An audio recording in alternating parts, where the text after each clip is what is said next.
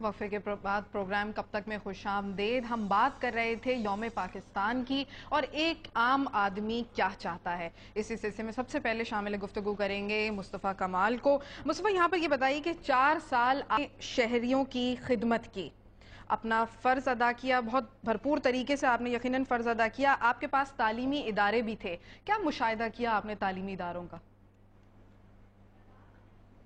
تعلیمی ادارے میرے پاس پرائمری اسکول ہے ڈسٹرکٹ گورنمنٹس کے انڈر میں، اور سیکنڈری اور ہائر ایجوکیشن جو ہے وہ کالجز اور سیکنڈری ایجوکیشن وہ پروونشل گورنمنٹ ایجوکیشن منسٹری کے انڈر میں ہوتی ہے. پرائمری اسکولس کی بہت بری کنڈیشن اور ایجوکیشن ڈیفینیٹلی جو گورنمنٹ ایجوکیشن ہے اس میں بہت زیادہ ریڈیکل چینجز کی ضرورت ہے، ریفارمز کی ضرورت ہے.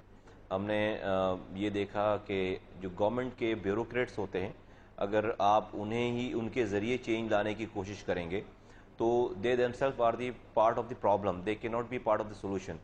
تو شہر میں بہت سارے ایسی شخصیات ہیں، ایسی این جی اوز ہیں، ایسی آرگنائزیشنز ہیں جو کہ تعلیم پہ بہت زیادہ کام کرنا چاہتی تھی. تو ہم نے یہ کیا کہ اپنے دروازے کو ڈسٹرکٹ گورنمنٹ کے دروازے کو اوپن کیا، اور تمام وہ لوگ جو کہ شہر میں کام کر رہے تھے ایجوکیشن کے اوپر، ان کو ہم ایک بورڈ پہ لے کر آئے، اور ہم نے پرائیویٹ سٹیزنز کی ایک کمیٹی بنا دی جو کہ گائیڈ کرتی تھی ہماری گورنمنٹ کو کہ کیسے سلیبس چینج کرنا ہے، کیسے ٹیچرز ٹریننگ دینی ہے. اور انہوں نے بہت زیادہ کنٹریبیوٹ کیا ہے مجھ سے، اور اس میں بہت سارے لوگوں کا اس میں نام آتا ہے. اس میں ون آف دی نیم از شہزاد رائے، جن کے ساتھ ہم لوگ کام کر رہے تھے، اور تمام لوگ. اور اس میں ہم نے ماڈل اسکولز کریٹ کیے کہ بہت ایک کیمپسز میں یہاں پر یہ سلسلہ تھا کہ 8 9 اسکولز چلا کرتے تھے. ہم نے اس کو پھر ایک اسکول میں کنورٹ کیا، اور اس کو پھر جو ہے وہ ماڈل اسکولز کے سلیبس میں چینجز، اس میں نئی کتابیں، اس میں جدید کتابیں، اس میں پھر ٹیچرز ٹریننگ اور ساری چیزیں. تو ہم نے اس طرح کی 118 کیمپسز کو ہم ٹرن اراؤنڈ کر سکے تھے، اور اس میں لیکن ابھی بہت کام ہونا باقی. فوزی، پر جیسے کہ یہ بھی ایک بات سامنے آئی ہے کہ جیسے ہی امتحان کا سلسلہ شروع ہو جاتا ہے تو نقل ساتھ میں شروع ہو جاتی ہے، اور کہا یہ بھی جاتا ہے کہ بہت سی سیاسی جماعتیں بھی اس کے اندر انوالو ہوتی ہیں. تو حکومت نے اس کے بارے میں کیا کیا ہے؟ کیونکہ یہ تو یقیناً نئی نسل تباہی کے دہانے پہ جا رہی ہے.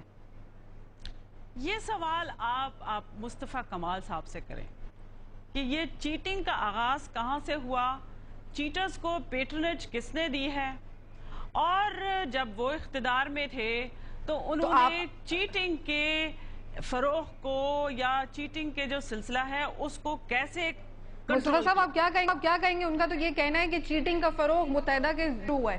نہیں، ایکسکیوز می، میں نے صرف اتنی بات کہی ہے کہ آپ ان سے پوچھیں، کیونکہ وہ اقتدار میں تھے اور یہ کب شروع ہوا ہے. میں نے ان سے سوال کیا، میں نے یہ نہیں کہا کہ ان کی پارٹی کا اس میں لیکن اب تو فوزیہ صاحبہ آپ کی حکومت اقتدار میں ہے، تو اب کیا کیا؟ نہیں، آپ یہ یاد رکھیے صوفیہ کہ education is a provincial subject, it is not a federal subject. یہی تو سب سے بڑا رونا ہے. اور ابھی جو ڈیولوشن ہو رہا ہے جس کے تحت 1973 کے جو کانسٹیٹیوشن میں جو تبدیلیاں امینڈمنٹ لائی گئی ہیں، اس کے تحت کریکولم بھی، سلیبس بھی، اس کے جو ڈیزائننگ ہے، اس کی جو سٹرکچرنگ ہے، وہ بھی صوبوں کے پاس چلی جائے گی. لیکن چونکہ مصطفیٰ کمال صاحب اس شہر کے 5 سال کے مالک رہے ہیں، تو آپ ان سے پوچھئے کہ چیٹنگ کے تدارک میں انہوں نے کیا کردار ادا کیا. مصطفیٰ بتائیے، یہ سوال فوزیہ وہاب آپ سے کر رہی ہیں کہ چیٹنگ کے تدارک کا کیا علاج کیا گیا؟ اپنے حساب سے شاید وہ بڑی ہیں، میں بڑی عزت کرتا ہوں، لیکن بہت ساری جو ہے وہ باتوں کا سوال عجیب ہوتے ہیں، جس میں ان کو میں بتاتا چلوں کہ انہوں نے خود کہا کہ پروونشل گورنمنٹ کی ذمہ داری ہے، ہیلتھ ایجوکیشن جو ہے وہ پروونشل سبجیکٹ ہے. جو صوبے کا صوبائی وزیر ہوتا ہے ایجوکیشن کا، وہ انچارج ہوتا ہے تمام صوبے بھر میں. ہمارے پاس جو ایگزیکٹو ڈسٹرکٹ آفیسر جو ای ڈی او بھی لگ کر آتا ہے نا 18 گریڈ کا، وہ بھی پروونشل گورنمنٹ بھیجتی ہے. چیٹنگ کا جس طریقے سے یہ کہہ رہی ہیں، اگر کراچی کی بات کر رہی ہے تو چیٹنگ آئی ڈونٹ نو کہ ہم نے تو اپنے دور میں چیٹنگ نہیں کروائی ہے کسی کو، نہ ہم نے کسی کو انکریج کیا ہے. ہم نے تو باقاعدہ اپنے کارکنان کو لگا کر، اپنے لوگوں کو لگا کر، اور میں 80s کی بات کر رہا ہوں کہ باقاعدہ اس کی کیمپین چلائی ہے. لیکن کراچی میں ہی تو صرف چیٹنگ اگر ہو رہی ہے تو نہیں ہو رہی ہے. چیٹنگ تو پورے پاکستان بھر میں ہو رہی ہے. آج تو ہماری حکومت نہیں ہے، آج تو صوبائی بلکہ اس سے پہلے بھی پروونشل گورنمنٹ کی ایجوکیشن منسٹری تو ہمارے پاس نہیں تھی.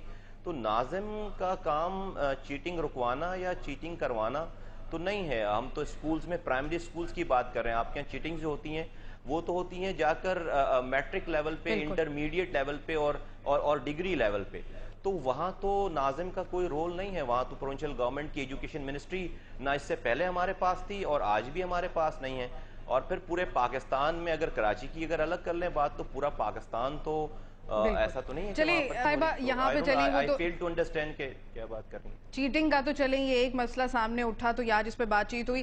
فوزیہ صاحبہ سے یہ سوال کروں گی کہ صدر صاحب نے کل جیسے کہ پارلیمنٹ سے خطاب کیا, بہت اچھا خطاب کیا, یقیناً انہوں نے بڑی اچھی انگریزی بھی بولی اور یقیناً امریکی سفیر بھی بڑے متاثر ہوئے ہوں گے. مگر مسئلہ یہاں پر کچھ یہ ہے کہ عوام کے چھوٹے چھوٹے سے مسئلے ہیں. امریکی سفیر بیٹھے ہوئے تھے نہیں, یقیناً انگریزی میں کیے تو صاحب ہماری تو لٹریسی ریٹ ہی بہت لو ہے. وہاں پر یقیناً اگر انگریزی میں کی تو لٹریسی ریٹ تو ہمارا بہت لو ہے. یہاں پہ کون پڑھا لکھا ہے؟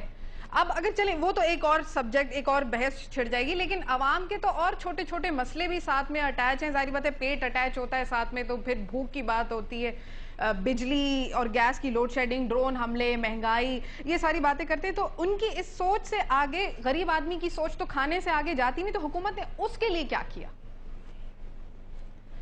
دیکھیے, آپ ایک بات یاد رکھیں کہ جن ممالک کا آپ مثال دیتی ہیں جہاں پر خوشحالی ہے, جہاں پر ہر ایک کے ہاتھ میں نوالا ہے, جہاں پر ہر ایک کے گھر میں اجالا ہے, یہ وہ ممالک ہیں جہاں پر سیاسی ادارے مضبوط ترین ہیں, جہاں پر کنٹینیوٹی ہے, جہاں پر ایک سسٹم بنا ہوا ہے.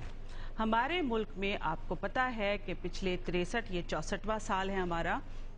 ان 64 سالوں میں کوئی بھی نظام جو ہے تسلسل کے ساتھ نہیں چل سکا.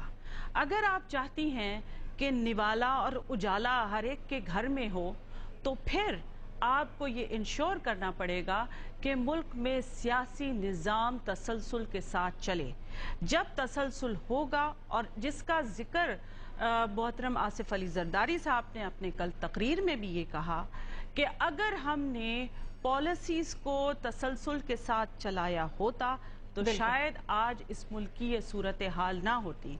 اور انہوں نے یہ بات اس حوالے سے خاص طور پر کہی کہ جب ایک پار پالیسی آ گئی تھی ملک میں تو دوسری حکومت کا کام یہ نہیں تھا کہ اس پار پالیسی کو ختم کر دیتے, کیونکہ وہ پیپلز پارٹی کی پار پالیسی تھی. اگر ہم اسی پالیسی پہ گامزن رہتے تو آج یہ بحران نہ ہوتا, یہ انحطاط نہ ہوتا, اور یہ کرائسس جو آپ کو نظر آ رہے ہیں یہ نہ ہوتے. تو میں سمجھتی ہوں کہ ایک ملک کے لیے اگر آپ کو وہ تمام چیزیں چاہیے جس کا بھی آپ نے تذکرہ کر رہی ہیں, تو سب سے پہلے ہمیں ایک نظام چاہیے اور اس نظام کی مضبوطی چاہیے, اور پھر اس کے بعد اس نظام کا تسلسل چاہیے. جب ہمارے پاس یہ تمام چیزیں ہوں گی تو وہ جو آپ خواب دیکھ رہی ہیں یا جو خواب میں دیکھ رہی ہوں, جب میں چاہتی ہوں کہ ہر ایک کے پاس یہ تمام چیزیں ہوں تو وہ حاصل ہو سکیں گی. فوزیہ صاحبہ ایک بریک پہ چلتے ہیں, اور اب وقت ہوا ایک مختصر سے وقفے کا. جیسے کہ فوزیہ صاحبہ نے کہا کہ جب نوالا اور اجالا چاہیے تو اس کے لیے کوششیں کرنی پڑیں گی. پہلے چلتے ہیں بریک پہ.